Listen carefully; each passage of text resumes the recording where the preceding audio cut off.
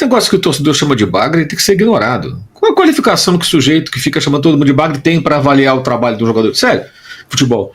Será que ele é bagre no trabalho dele? Seja lá qual for a profissão do cara? Né? Todo mundo é bagre. Deve ser bagre também no trabalho dele. Ele gostaria. Alguém chegasse no trabalho dele, todo tremendo bagre, hein? Trabalha mal, bagre. Ia gostar? Porque assim, o cara vê um jogo do sujeito, 2 já é magre. Uma falta de, sei lá... Gente que pensa assim, sinceramente, não merece a menor atenção. Ele é um bom jogador. A única bobagem que ele fez foi se meter naquela confusão lá, buscando os amigos dele, torcedores do Peñarol, né? Aquilo ali foi uma lambança, tem que ter um pouco de inteligência também. O cara jogava no Peñarol, já foi fotografado há anos na torcida do Peñarol, lá na Barra Amsterdã, no meio da torcida.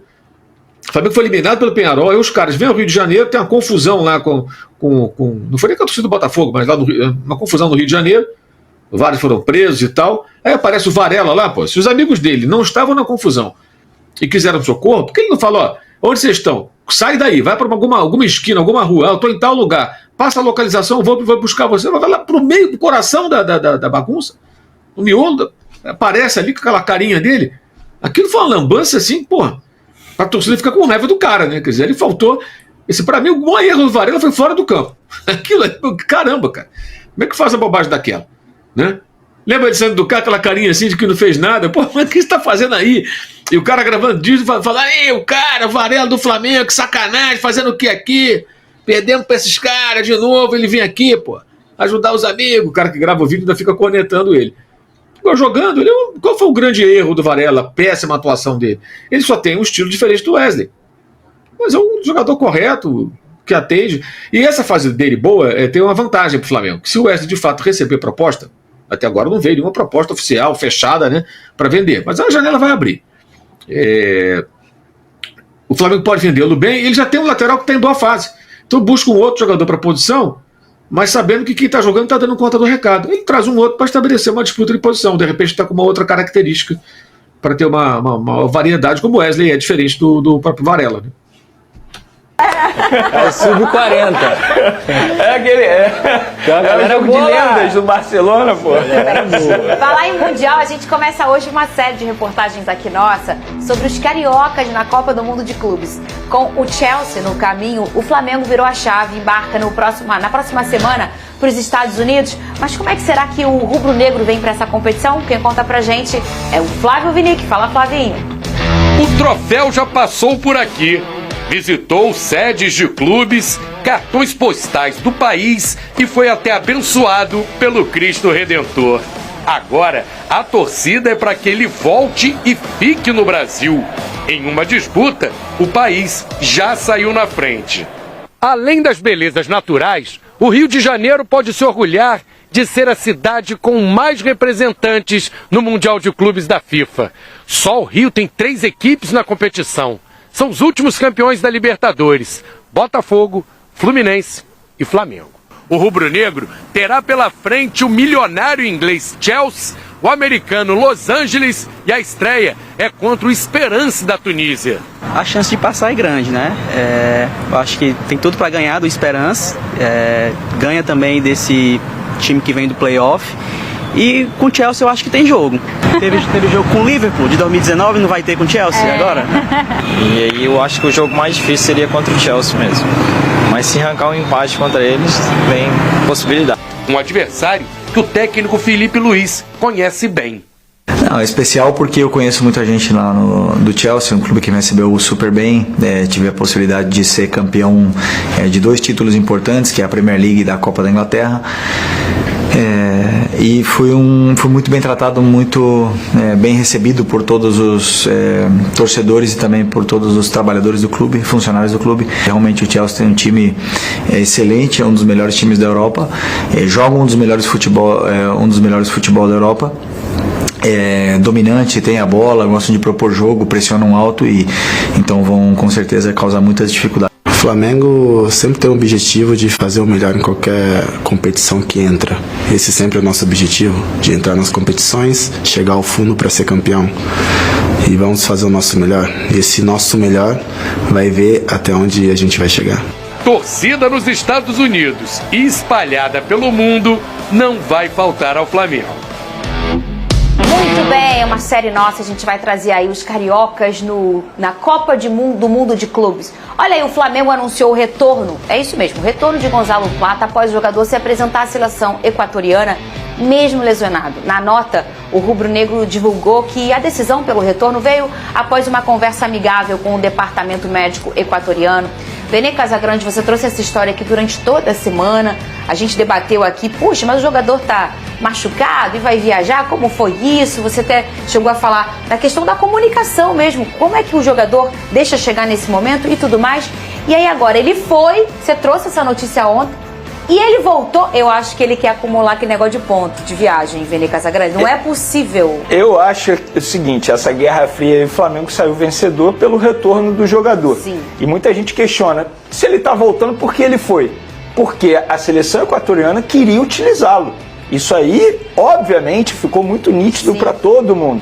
Tanto é que o Flamengo, através de uma nota oficial na semana passada, uma nota oficial grande, botou tudo às claras, expondo tudo. Então, acho que a estratégia da diretoria do Flamengo nessa Guerra Fria com a seleção equatoriana foi corretíssima. E se o jogador entrasse em campo pela seleção equatoriana, o jogador também iria assumir esse risco. E a gente sabe que ele assumindo esse risco não ia ficar nada bom para ele, envolvendo a torcida e também envolvendo a diretoria, porque a diretoria não ia gostar nem um pouco. Porque nesse determinado momento o jogador precisa falar, olha, eu não estou 100%, por que vocês vão fazer isso comigo? Eu entendo o jogador ter se apresentado, repito, o Flamengo era obrigado a liberar o jogador, mesmo ele lesionado, mesmo ele não tendo condições de entrar em campo, por ser data FIFA, o Flamengo era obrigado a liberar. Ele viajou. E aí depois de uma conversa, e na nota oficial tem um trecho que eu acho relevante a gente mencionar também. O Flamengo alega que a seleção equatoriana pediu desculpas por qualquer transtorno. Ou seja, eles entenderam que eles estavam errados. Então, a seleção equatoriana pensou o seguinte, se a gente botar esse jogador em campo, a gente vai expor a gente e o jogador também, não só no ponto de vista físico, mas também o jogador com a torcida do Flamengo, porque a torcida do Flamengo já ficou extremamente chateada e cobrando o jogador por ele ter recebido a equipe médica da seleção equatoriana em sua casa e só depois comunicou o Flamengo. Então, acho que a estratégia da diretoria do Flamengo foi extremamente correta, expôs toda a situação e deixou a responsabilidade para o jogador e para a seleção equatoriana. Quando eles perceberam que o melhor caminho era voltar, aí eles retornam com o jogador nessa sexta-feira. Que loucura isso, hein, Pedrosa? Lembra de um caso parecido? Já vi realmente seleções usarem jogadores nossos do Brasil, seleções que não são a seleção brasileira, que não é a seleção brasileira, e às vezes acaba até machucando o jogador, porque já estava meio... E aí o clube não queria levar, mas tem que mandar, porque a FIFA manda. Agora, o cara viajar e voltar...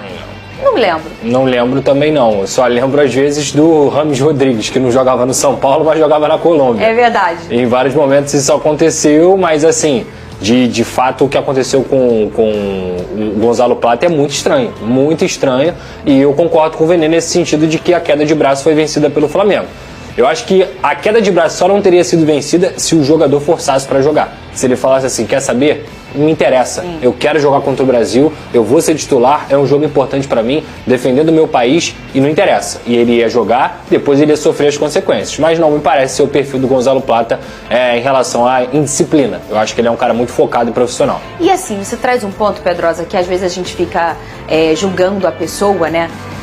E claro, você trouxe os pontos ontem. Quem paga o salário dele é o Flamengo, quem cuida dele é o Flamengo. Então, ele tem que ter um mínimo de raciocínio. Caramba, poxa, mas é o clube que está cuidando de mim, o clube está sinalizando, você não está legal, então eu não vou jogar.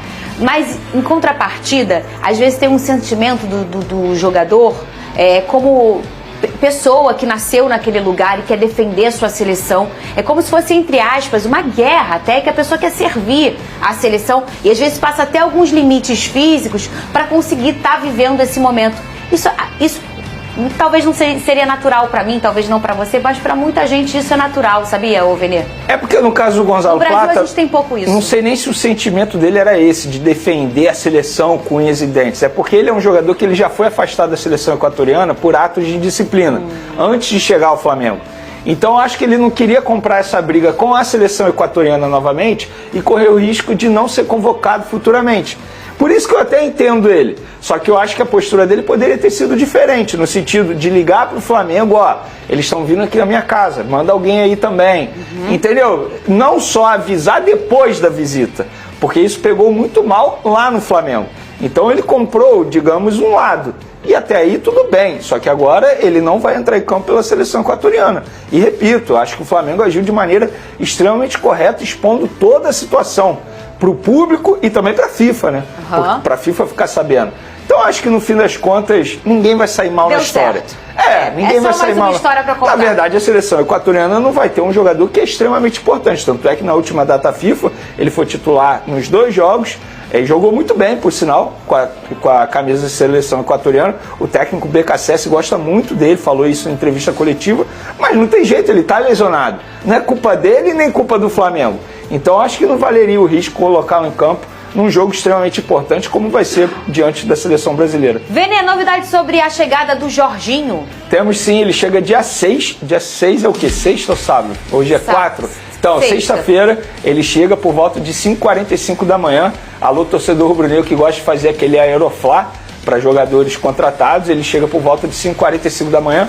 Ele vem de Londres para aqui para o Brasil, desembarca, se apresenta ao Flamengo, inicia os trabalhos. E como a gente trouxe em primeira mão aí no final de semana, o jogador abriu mão de 800 mil libras que ele tinha recebido do Arsenal para poder rescindir e assinar com o Flamengo e fazer parte do grupo que vai disputar a Copa do Mundo de Clubes. Segundo informações do jornalista Miguel Júnior, o Flamengo está se movimentando para contratar o meio-campista Rafinha Alcântara.